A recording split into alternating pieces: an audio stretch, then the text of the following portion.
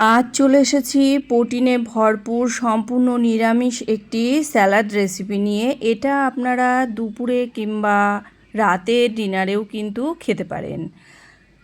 খুবই হেলদি আর প্রোটিনে ভরপুর একটি রাজমার স্যালাড রেসিপি নিয়ে চলে এসেছি। দেখুন, এখানে রাজমা নিয়ে নিয়েছি। রাজমাটাকে আমি সারা রাত ভিজিয়ে রেখে এটাকে 2 সিটি দিয়ে সেদ্ধ করে নিয়েছি।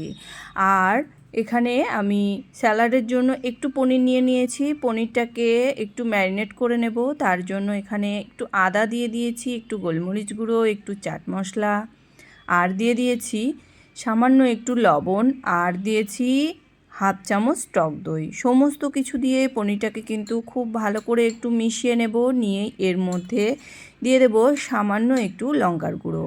লঙ্কার গুঁড়োটা দেওয়ার পরেও কিন্তু আবারও খুব ভালো করে মিশিয়ে নিতে হবে। এবার ওভেনে একটা কড়াই বসিয়ে দিয়েছি, তাতে দিয়ে দিয়েছি সামান্য একটু সাদা তেল।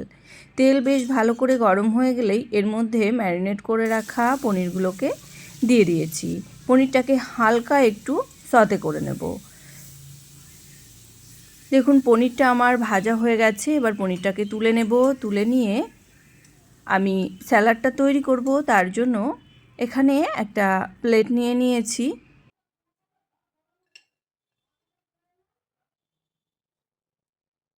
প্রথমেই প্লেটের মধ্যে দিয়ে দিয়েছি রাজমার সেদ্ধটা। এখানে পরিমাণ মতো একটু শসা কুচি দিয়ে দিয়েছি একটু টমেটো কুচি, আর দিয়ে দিয়েছি গাজর।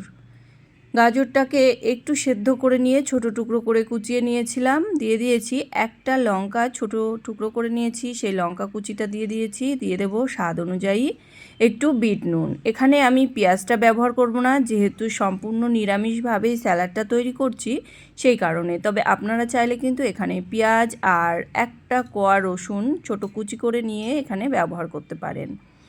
এখানে দিয়ে দিয়েছি একটু গোলমরিচ গুঁড়ো, একটু চাট মশলা, আর দিয়েছি 1 চামচ টক দই। সমস্ত কিছু দিয়ে কিন্তু খুব ভালো করে মাখিয়ে নিতে হবে। সমস্ত কিছু খুব ভালো করে মাখিয়ে নিয়েছি। এবার দিয়ে দেবো একটু ধনেপাতা কুচি, আর দিয়ে দেবো কয়েকটা রোস্টেড চিনে বাদাম নিয়েছিলাম। বাদামটা দিলে খেতে বেশ ভালো লাগে, সেই কারণে এখানে সামান্য একটু চিনে বাদাম দিয়ে দিয়েছি। এবার আমি যে পনিরটাকে সতে করে নিয়েছিলাম সেই পনিরের টুকরোগুলোকে দিয়ে দিয়েছি। তাহলে দেখুন কত সহজেই কিন্তু তৈরি হয়ে গেল আমাদের একদম হেলদি আর প্রোটিনে ভরপুর একটা স্যালাড রেসিপি। এটা কিন্তু আপনারা দুপুরের লাঞ্চে কিংবা রাতে ডিনারে কিন্তু খেতে পারেন। পেট ভর্তি রাখে অনেকক্ষণ পর্যন্ত। তাহলে আমার এই স্যালাড রেসিপি আপনাদের কেমন লাগলো অবশ্যই কিন্তু কমেন্ট করে জানাবেন। আবার দেখা হবে নতুন কোনো রেসিপি নিয়ে।